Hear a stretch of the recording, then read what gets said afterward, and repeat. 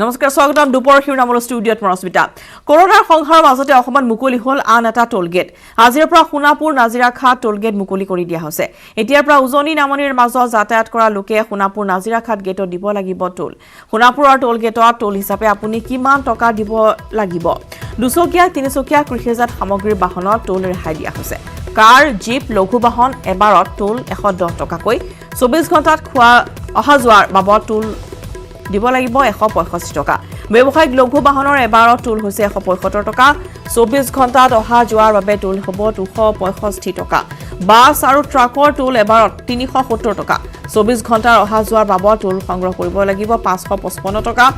3 Excel বাণিজ্যিক বাহনৰ এবাৰত টোল হৈছে 405 টকা 24 ঘণ্টাত অহা যোৱাৰ বাবদ টোল 605 টকা গুৰু নিৰ্মাণ সামগ্ৰীৰ বাহন ডাম্পাৰৰ টোল 580 টকা ধাৰ্য কৰা হৈছে 24 ঘণ্টাত অহা যোৱাৰ বাবদ টোল দিব লাগিব 870 টকা বৃহৎ আকাৰৰ বাহনৰ এবাৰৰ টোল হৈছে 705 টকা 24 ঘণ্টাৰ অহা যোৱাৰ বাবদ টোল 1060 টকা টোল প্লাজাৰ 20 কিলোমিটাৰ ব্যাসাৰ্ধৰ লোকলৈ ৰেহাই দিয়া হৈছে 10 दिन का बाद से का पैसा लगेगा क्या है गवर्नमेंट का आदेश है आप लोग बोलो आप लोग यहाँ पे काम करने के लिए आए आप लोग बोलो कि रास्ता ठीक नहीं है वहाँ पे ट्रक फंसा हुआ है क्या करेगा आप लोग हाँ ये रास्ता ठीक नहीं है চাৰিচকীয়া বাহনৰ বাবে মাহেকত 270 টকা টোল দিব লাগিব আৰু দেখিবলৈ পোৱা গৈছে এগৰাকী যাত্ৰীৰ সৈতে এনেদৰে বাক বিতণ্ডাৰ সূত্ৰপাত হৈছে টোল সংগ্ৰহ কৰা সমস্যাতে সৃষ্টি হৈছে এয়া आप लोग लिखिए ये रास्ता अगर ठीक नहीं है तो उसके बाद ये लोग क्यों पैसा ले रहे हैं এনেধৰণৰ পৰিস্থিতি আজি উদ্ভৱ হৈছে যিটো আজিৰ পৰা অসমত আন এটা টোলগেট মুকলি কৰি দিয়া হৈছে আৰু এই বৰ্তমান অসমত যি জটিল পৰিস্থিতি উদ্ভৱ হৈছে সেই সময়তে টোলগেট মুকলি কৰি দিয়াক এতিয়া বিভিন্নজনে প্ৰশ্ন উত্থাপন কৰিছে বা প্ৰতিক্ৰিয়া ব্যক্ত কৰিছে আৰু এগৰাকী যাত্ৰীক আমি দেখুৱাইছোঁ তেওঁ নিজৰ বাহনখন লৈ আহিছিল আৰু হয়তো টোল দিয়াত বা টোলৰ যি মূল্য নিৰ্ধাৰণ কৰা হৈছে তাক লৈ তেওঁ কিছু অসন্তুষ্টি ব্যক্ত কৰিছে আৰু এনেদৰে টোল গেটৰ যিসকল কৰ্মচাৰী আছে তেওঁলোকৰ সৈতে বাক বিতণ্ডা কৰা দেখিবলৈ পোৱা গৈছে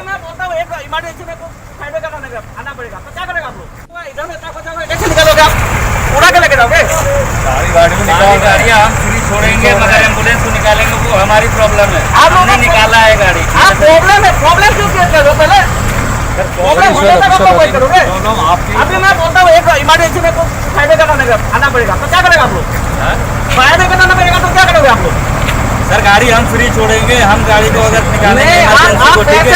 पैसे लेने को नहीं मैं बोल रहा है मैं बोल रहा हूँ कि पहले रास्ता क्लियर करो आप तो नहीं बनाओगे ना गवर्नमेंट बनाएगा रास्ता पहले गवर्नमेंट को बोलो कि रास्ता क्लियर करें उसके बाद तो क्या करेगा पहले आप ये देखना पड़ेगा ना कि रास्ता ठीक है इमरजेंसी लाइन पहले क्लियर करो उसके बाद हम लोग प्रोटेक्ट लो ऐसा कोई बात नहीं होता है ना पैसा इतना दिन नहीं लिया 10 दिन का बाद से का पैसा लगेगा क्या है गवर्नमेंट का आदेश है तो आप लोग बोलो आप लोग यहाँ पे काम करने के लिए आए आप लोग बोलो कि रास्ता ठीक नहीं है वहाँ पे ट्रक फंसा हुआ है क्या करेगा आप लोग हाँ ये रास्ता ठीक नहीं है अरे बारिश के वजह से रुका लो ये देने के लिए क्या कौन मना गया 2 दिन रुका लो उसके बाद कर लो पैसा लो हाँ जब तक ये रात तक लेने आप लोग मीडिया वाले कौन है आप लोग लिखिए ये रास्ता अगर ठीक नहीं है तो उसके बाद ये लोग क्यों पैसा ले रहे हैं इतना टेंशन नहीं ले रहा 2 दिन के बाद जाकर क्या होगा इधर में ट्रक फंसा हुआ है कैसे निकालोगे आप उड़ा के लेके जाओगे गाड़ियाँ हम फ्री छोड़ेंगे मगर एम्बुलेंस को निकालेंगे वो हमारी प्रॉब्लम है आपने निकाला है गाड़ी प्रॉब्लम है যিটো বহু সময় ধৰি এম্বুলেন্সো আবদ্ধ হৈ পৰিছিল গতিকে এনেধৰণে দেখিবলৈ পোৱা গৈছে যে এগৰাকী ব্যক্তিয়ে তেওঁ অসন্তুষ্টি ব্যক্ত কৰিছে আৰু কি বিষয় লৈ তেওঁলোকৰ মাজত এই মতানৈক্যৰ সৃষ্টি হৈছে সেয়া ভালকৈ জানিব পৰা হোৱা নাই যদিও তেওঁ ইতিমধ্যে টোল গেটৰ প্ৰসংগতে উল্লেখ কৰিছে যে ইমান দিনেই টোল সংগ্ৰহ কৰা নাছিল আৰু আজি হঠাতে এই টোল সংগ্ৰহ কৰা কাৰ্যত কিছু অসন্তুষ্টি ব্যক্ত কৰা পৰিলক্ষিত হৈছে আৰু ইতিমধ্যে আমি জনাইছোঁ যে দুচকীয়া তিনিচকীয়া আৰু কৃষিজাত সামগ্ৰীৰ বাহনৰ টোল ৰেহাই দিয়া হৈছে কাৰ জিপ লঘু বাহন এবাৰত টোল সংগ্ৰহ কৰা হ'ব 110 টকা 24 ঘণ্টাত অহা যোৱাৰ বাবদ টোল দিব লাগিব 165 টকা ব্যৱসায়িক লঘু বাহনৰ এবাৰৰ টোল হৈছে 175 টকা 24 ঘণ্টাত অহা যোৱাৰ বাবদ 265 টকা বাছ ট্ৰাকৰ টোল এবাৰ 370 টকা 24 ঘণ্টাৰ অহা যোৱাৰ বাবদ দিব লাগিব 555 টকা 3 এক্সেল বাণিজ্যিক বাহন এবাৰৰ টোল 405 টকা 24 ঘণ্টাত অহা যোৱাৰ বাবদ দিব লাগিব 605 টকা গুৰু নিৰ্মাণ সামগ্ৰীৰ বাহন ডাম্পাৰৰ টোল 580 টকা 24 ঘণ্টাত অহা যোৱাৰ বাবদ হ'ব 870 টকা বৃহৎ আকাৰৰ বাহনৰ এবাৰৰ টোল হৈছে 705 টকা 24 ঘণ্টাৰ অহা যোৱাৰ বাবদ টোল 1060 টকা টোল প্লাজাৰ 20 কিলোমিটাৰ ব্যাসাৰ্ধৰ লোকলৈ ৰেহাই দিয়া হৈছে চাৰিচকীয়া বাহনৰ বাবে মাহেকত 270 টকা টোল দিব লাগিব আৰু এই দৃশ্য আমি দেখুৱাইছোঁ যে টোল গেটত দীৰ্ঘ সময় আবদ্ধ হৈ থাকিল এখন এম্বুলেন্স টোল গেট মুকলিৰ বাবে নাজিৰাঘাটত সৃষ্টি হ'ল যান-জঁটৰ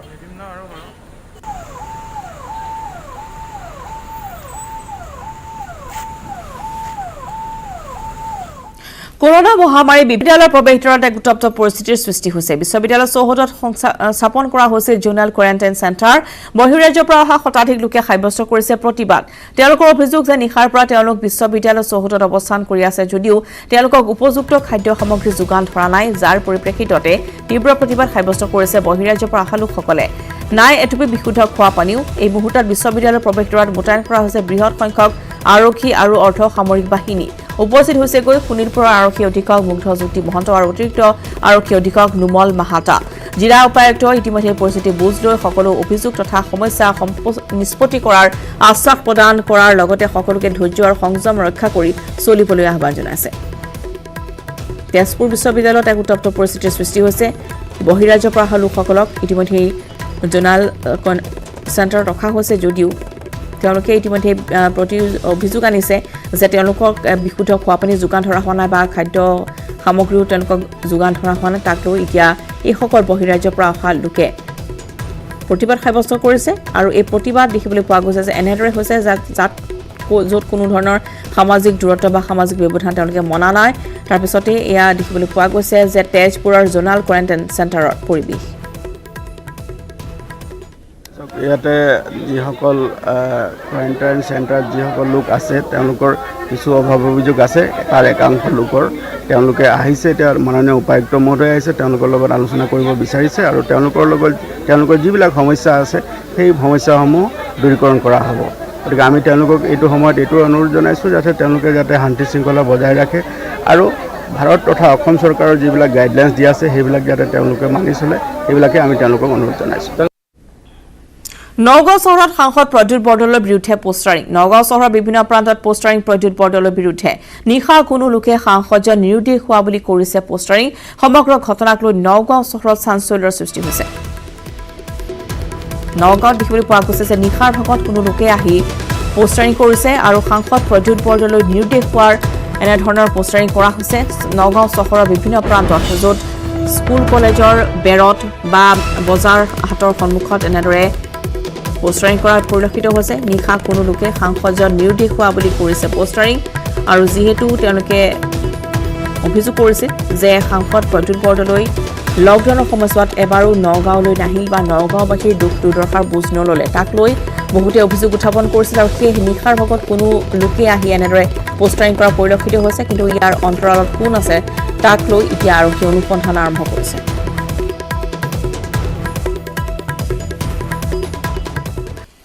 উভতি বাতৰি মাছলৈ আৰু কাইলৈৰ পৰা আৰম্ভ হ'ব ঘৰুৱা বিমান সেৱা সাজু হৈ উঠিছে বৰঝাৰস্থিত লোকপ্ৰিয় গোপীনাথ আন্তঃৰাষ্ট্ৰীয় বিমানবন্দৰ যাত্ৰীসকলে অনলাইন চেক ইন কৰিব লাগিব চেক ইন কৰোঁতে মাত্ৰ এটা বেগৰহে অনুমতি লাভ কৰিব বিমানত কোনো ধৰণৰ খাদ্য যোগান ধৰা নহ'ব বিমান যাত্ৰাৰ ভাড়া চৰকাৰৰ নিৰ্ধাৰিত নিৰিখৰ ভিতৰতে হ'ব লাগিব 2 ঘণ্টা পূৰ্বে যাত্ৰীক বিমান উৰণৰ সময় জনাব লাগিব উৰণৰ 1 ঘণ্টা পূৰ্বে বিমানৰ প্ৰৱেশ কৰিব লাগিব উৰণৰ 20 মিনিট পূৰ্বে বৰ্ডিং গেট বন্ধ কৰিব লাগিব কেন্দ্ৰীয় অসামৰিক বিমান পৰিবহণ বিভাগৰ নিৰ্দেশনা ইফালে 3 মাহৰ বাবে বিমান যাত্ৰাৰ ভাড়া নিৰ্ধাৰণ কৰি দিছে কেন্দ্ৰীয় চৰকাৰে বিমানত 90 মিনিটৰ পৰা 120 মিনিট সময় যাত্ৰা কৰিলে সৰ্বনিম্ন ভাড়া হ'ব 3500 টকা এই সময়সীমাৰ যাত্ৰাৰ সৰ্বোচ্চ ভাড়া ধাৰ্য কৰা হৈছে 10000 টকা 24 আগষ্টলৈ প্ৰযোজ্য হ'ব ভাড়াৰ এই নতুন নিৰিখ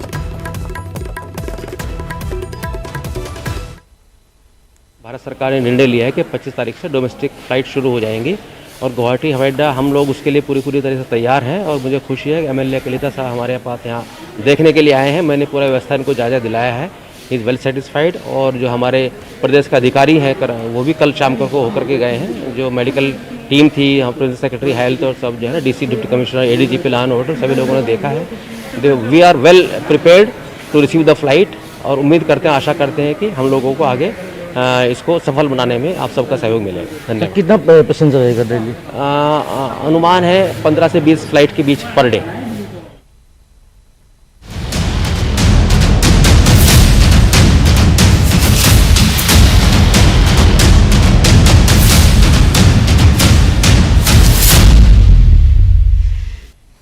আৰু এতিয়া আহিছোঁ কৰোনাৰ প্ৰসংগৰ মাজলৈ আৰু বৰ্তমান অসমত 350 জনলৈ বৃদ্ধি পাইছে কৰোনাত আক্ৰান্ত লোকৰ সংখ্যা অসমত নতুনকৈ আক্ৰান্ত হৈছে 4 জন চিৰাঙৰ 2 জন যোৰহাটৰ 2 জন কৰোনাত আক্ৰান্ত হৈছে চিৰাঙৰ 2 জন তেজপুৰৰ কোৱাৰেণ্টাইন চেণ্টাৰত আছিল চেন্নাইৰ পৰা আহিছিল যোৰহাটৰ আক্ৰান্ত 2 জন টুইটাৰ যোগে কথা জনালে স্বাস্থ্যমন্ত্ৰী ডক্টৰ হিমন্ত বিশ্ব শৰ্মাই শনিবাৰে একেদিনাই অসমত 87 জন আক্ৰান্তক চিনাক্ত কৰা হৈছে বৰ্তমান অসমত চিকিৎসাধীন হৈ আছে 286 জন লোক আৰোগ্য লাভ কৰিছে 57 জন লোকে ইতিমধ্যে মৃত্যু ঘটিছে 4 জন আক্ৰান্তৰ নিজ ৰাজ্যলৈ ঘূৰাই পঠিওৱা হৈছে 3 জনক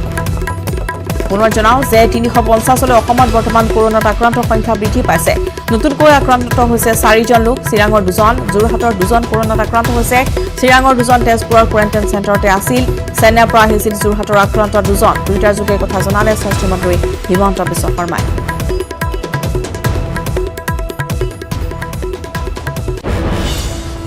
আৰফালে অসমত এই পৰ্যন্ত সম্পন্ন হৈছে 55,862 জনৰ কোভিড-19 পৰীক্ষা এতিয়ালৈ 35 জনৰ পৰীক্ষাৰ ৰিপৰ্ট কোভিড-19 পজিটিভ ইয়াৰে গুৱাহাটী মেডিকেল কলেজ হাস্পতালত সৰ্বাধিক 15,807টা চেম্পলৰ পৰীক্ষা কৰা হৈছে যোৰহাট মেডিকেল কলেজ হাস্পতালত 6,334টা শিলচৰ মেডিকেল কলেজ হাস্পতালত 5,140টা চেম্পলৰ পৰীক্ষা সম্পন্ন হৈছে 2,502টা চেম্পলৰ পৰীক্ষা সম্পন্ন হৈছে ডিব্ৰুগড় অসম মেডিকেল কলেজ হাস্পতালত তেজপুৰ মেডিকেল কলেজ হাস্পতালত 6,716টা চেম্পলৰ পৰীক্ষাৰ বিপৰীতে বৰপেটাৰ ফকৰুদ্দিন আলী আহমেদ মেডিকেল কলেজত সম্পন্ন কৰা হৈছে 12,096 চেম্পলৰ পৰীক্ষা 7,267টা চেম্পলৰ পৰীক্ষা সম্পন্ন হৈছে ডিব্ৰুগড় ৰিজনেল মেডিকেল ৰিচাৰ্চ চেণ্টাৰত বৰ্তমান পৰ্যন্ত অসমত ইতিমধ্যে আমি জনাইছো যে 55,862 জনৰ কোভিড-19 পৰীক্ষা সম্পন্ন হৈছে আৰু 35 জনৰ পৰীক্ষাৰ ৰিপৰ্ট এতিয়ালৈকে কোভিড-19 পজিটিভ পোৱা গৈছে আৰু ইতিমধ্যে আমি জনাইছো যে গুৱাহাটী মেডিকেল কলেজৰ লগতে তেজপুৰ ডিব্ৰুগড় মেডিকেল কলেজ আৰু আন প্ৰান্ততো ইতিমধ্যে চেম্পলৰ পৰীক্ষা সম্পন্ন কৰা হৈছে যোৰহাট মেডিকেল কলেজতো ইতিমধ্যে 6,334টা শিলচৰ মেডিকেল কলেজত 5,140টা আৰু ডিব্ৰুগড় অসম মেডিকেল কলেজত 2,502টা তেজপুৰ মেডিকেল কলেজত 6,716টা চেম্পলৰ পৰীক্ষা সম্পন্ন হৈছে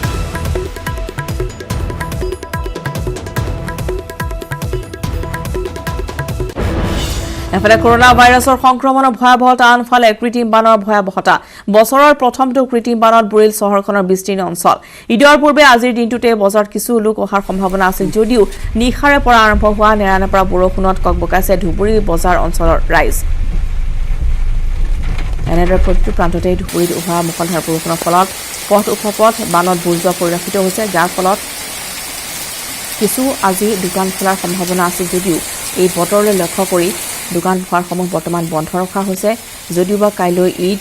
আশা কৰা হৈছে যে আজি বজাৰলৈ কিছু সংখ্যক গ্ৰাহক আহিব কিন্তু তাৰ পিছতে আচলতে দেখিবলৈ পোৱা গৈছে যে বজাৰৰ যি পথ আছিল মূল পথৰ ওপৰত এয়া পানী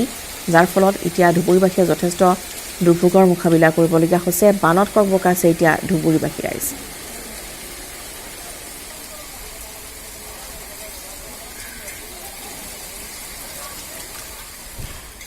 ভাৰতৰ খবৰ 3,867 জনলৈ বৃদ্ধি পাইছে ভাৰতত কৰোনা মৃত লোকৰ সংখ্যা বিগত 24 ঘণ্টাত মৃত্যু হৈছে 147 জন আক্ৰান্ত লোকৰ শনিবাৰ পুৱা বজালৈকে মৃত্যু হৈছিল 3,720 জনৰ মহাৰাষ্ট্ৰতে সৰ্বাধিক 1,577 জন লোকৰ মৃত্যু হৈছে ভাৰতত এই পৰ্যন্ত আক্ৰান্ত লোকৰ সংখ্যা 1,31,868 জন লোক বিশ্বজুৰি কৰোনাত মৃত্যু হোৱা লোকৰ সংখ্যা হৈছে গৈ 3,43,982 জন সমগ্ৰ ভাৰততে কৰোনাত আক্ৰান্ত হৈ মৃত্যু হোৱা লোকৰ সংখ্যা বৃদ্ধি পাইছে 3,867 জনলৈ বিগত 24 ঘণ্টাত মৃত্যু হৈছে 147 জনৰ শনিবাৰে পুৱা বজালৈ মৃত্যু হৈছিল 3,720 জনৰ মহাৰাষ্ট্ৰতে সৰ্বাধিক 1,577 জন লোকৰ মৃত্যু হৈছে ভাৰতত এই পৰ্যন্ত আক্ৰান্ত লোকৰ সংখ্যা হৈছে গৈ 1,31,868 জন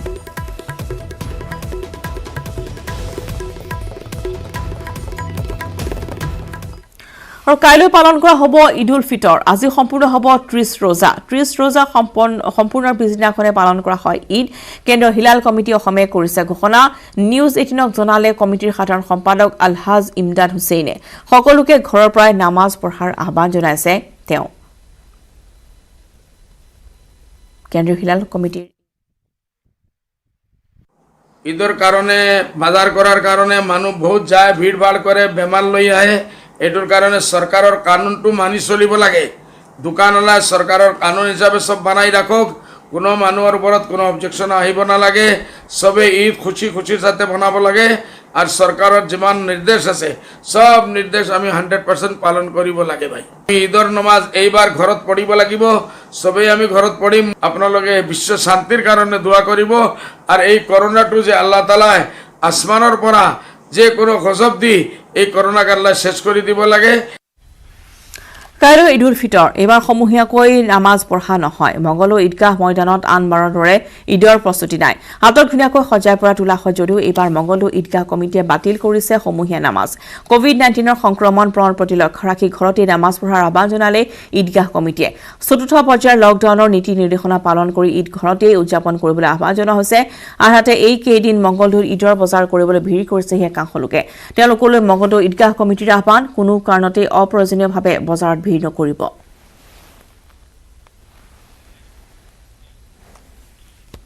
মাহজোৰা ৰোজাৰ অন্তত সমূহ ইছলামধৰ্মী ৰাইজে কাইলৈ উদযাপন কৰিব পবিত্ৰ ঈদ কিন্তু এইবাৰ কৰোনা মহামাৰীৰ বিভীষিকাৰ বাবে নাই কোনো ঈদৰ বজাৰ ঈদৰ উৎসাহো নাই ঈদ বুলিলে 15 দিন পূৰ্বে সমূহীয়া নামাজৰ বাবে সজাই পৰাই তোলা হয় ঈদগাহসমূহ কিন্তু এইবাৰ নিমাম পৰিৱেশ যোৰহাটৰ ঐতিহাসিক কাকজান ঈদগাহৰ এয়া দৃশ্য আমি দেখুৱাইছো 1929 চনৰে পৰা এই ঈদগাহতে অনুষ্ঠিত হৈ আহিছে সমূহীয়া নামাজ কিন্তু বৰ্তমানৰ এই জটিল ক্ষণত পূৰ্বৰ গৌৰৱ ভংগ কৰি বাতিল কৰা হৈছে সকলো অনুষ্ঠান ঈদগাহত নামাজ অনুষ্ঠিত কৰিব নোৱাৰিম যেহেতু দেশৰ পৰিস্থিতি সাপেক্ষে এই কৰোনা ভাইৰাছৰ কাৰণে আমি সকলো ৰাইজকে ঘৰতে নামাজ পঢ়িবৰ কাৰণে আহ্বান জনাইছোঁ আৰু গোটেই বিশ্বই সেইটোকে দিছে বিবৃতি গতিকে আমিও লগতে সমৰ্থন জনাইছোঁ যে আমাৰ সকলো ইছলাম ধৰ্মী বিশেষকৈ আমাৰ এই ঈদগাহৰ অন্তৰ্ভুক্ত জামাত সকলোকে আমি আহ্বান জনাইছোঁ যে এইবাৰ ঘৰতে নামাজটো অনুষ্ঠিত কৰিব তিনিচুকীয়াত পুনৰ 4 গৰাকীৰ দেহত ধৰা পৰিছে কোভিড-19 পজিটিভ উত্তৰ প্ৰদেশৰ পৰা আহিছিল আটাইকেইগৰাকী কোভিড আক্ৰান্ত কেইগৰাকী যোৰহাটৰ জোনেল স্ক্ৰিনিং চেণ্টাৰত আছিল আৰু ইতিমধ্যেই যোৰহাট মেডিকেল কলেজ হাস্পতাললৈ প্ৰেৰণ কৰিছে স্বাস্থ্য বিভাগে আক্ৰান্ত কেইগৰাকী ক্ৰমে তিনিচুকীয়াৰ এছ সুৰেন ডিগবৰ এ ভূমিজ টিংৰাইৰ জি আৰ গুৰিয়া আৰু মাৰ্ঘেটাৰ কে লামা বুলি জানিব পৰা গৈছে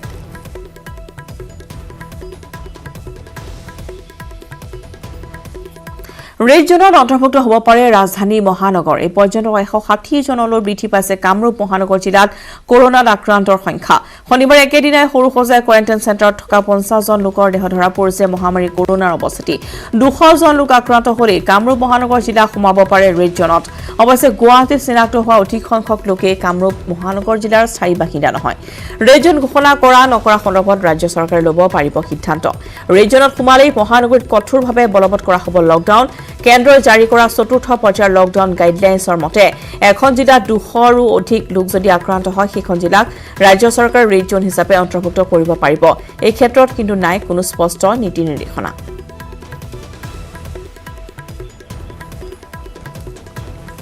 আৰু এতিয়া গুৱাহাটী মহানগৰী হোটেলে কৰোনা আতংক তিনিখনকৈ হোটেলত এই পৰ্যন্ত 34 জন কৰোনা আক্ৰান্তক চিনাক্ত কৰা হৈছে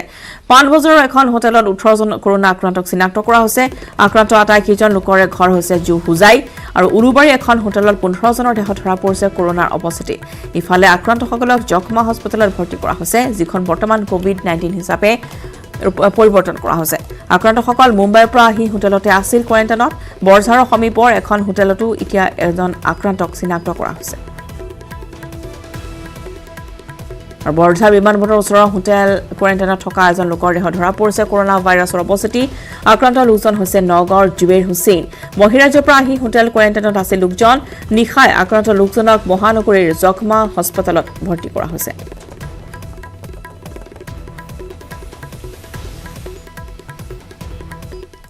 দেশত লকডাউনে সম্পূৰ্ণ কৰিলে দুমাহ মহামাৰী কৰোনাৰ সংহাৰৰ বাবে দুমাহে দেশত বলবৎ হৈ আছে লকডাউন বৰ্তমান দেশত বলবৎ হৈ আছে চতুৰ্থ পৰ্যায়ৰ লকডাউন 31 মেত উকলিব চতুৰ্থ পৰ্যায়ৰ লকডাউনৰ ম্যাদ মহামাৰী কৰোনা ভাইৰাছৰ পৰা দেশবাসীক ৰক্ষা কৰাৰ বাবে 25 মাৰ্চত কেন্দ্ৰীয় চৰকাৰে জাৰি কৰিছিল লকডাউন দেশত এতিয়ালৈ 4টা পৰ্যায় জাৰি কৰা হৈছে লকডাউন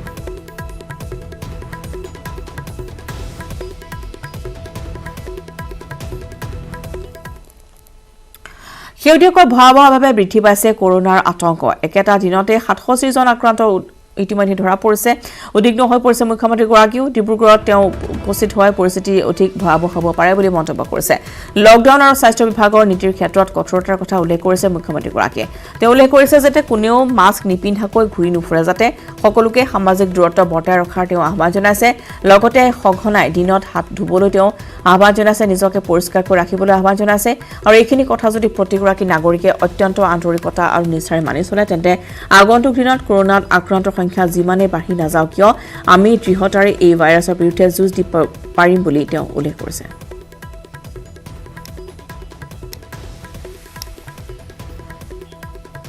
নেৰানেপেৰা বৰষুণৰ ফলত গহপুৰৰ পাহাৰীয়া খৰস্ৰোতা সত্ৰং নৈৰ ফেনে ফুটুকাৰে বাঢ়ি অহা নদীখনৰ মথাউৰিত গৰাখহনীয়াৰ সৃষ্টি হৈছে প্ৰতিটো বছৰে বাৰিষা সত্ৰং নৈয়ে গহপুৰীয়া ৰাইজৰ মাজত সমস্যাৰ সৃষ্টি কৰি আহিছে চলিত বৰ্ষত জলসম্পদ বিভাগে 5 কোটিৰো অধিক ধন ধাৰ্য কৰি পকী বান্ধৰ ব্যৱস্থা হাতত ল'লে যদিও শেহতীয়াকৈ নৈখনৰ প্ৰবল সোঁতত বাধা দিবৰ বাবে নিৰ্মাণ কৰা ব্যয়বহুল পকী বান্ধৰ কামৰ কিছু অংশহে অগ্ৰগতি লাভ কৰিছে পকী বান্ধৰ কাম সম্পূৰ্ণ নোহোৱাত এতিয়া চিন্তিত হৈ পৰিছে ৰাইজ লকডাউনৰ ফলত কামৰ অগ্ৰগতি কিছু পিছ পৰিল যদিও লকডাউনৰ আগৰ সময়ছোৱাতো কিন্তু ক্ষিপ্ৰতাৰে আগ নাবাঢ়িল সত্ৰং নৈৰ পকী বান্ধৰ কাম যাৰ ফলত নৈখনৰ জলপৃষ্ঠ বঢ়াৰ লগে লগে আৰম্ভ হৈছে গৰাখহনীয়া যদিও জলসম্পদ বিভাগৰ ফালৰ পৰা বস্তাত মাটি ভৰাই নৈৰ গৰা ৰক্ষা কৰিবলৈ চেষ্টা কৰিছে সেয়া কিমান ফলপ্ৰসূ হ'ব সেয়া সময়হে ক'ব আমি হিচাপ মতে 200 মিটাৰ হৈ গ'ল আৰু বাকী থাকি গ'ল তেখেতসকলৰ আৰু যিখিনি কাম কৰিছে বস্তু ভালে হৈছে বৰ্তমান এটা এই লকডাউনৰ কাৰণে অলপ থাকি গ'ল আমি দেখা মতে বাকীখিনি কিয় ইমান দেৰি হ'ল নাজানো অসুবিধা হ'ব আমি ঠিকাদাৰৰ কথা পাতিছিলোঁ তেখেতে কৈছে আমি প্ৰটেকশ্যন দিম বুলি কৈছে তেখেতসকলে ইয়াৰ লগতে দুপৰ শিৰোনামৰ পৰা বিদায় লৈছোঁ নমস্কাৰ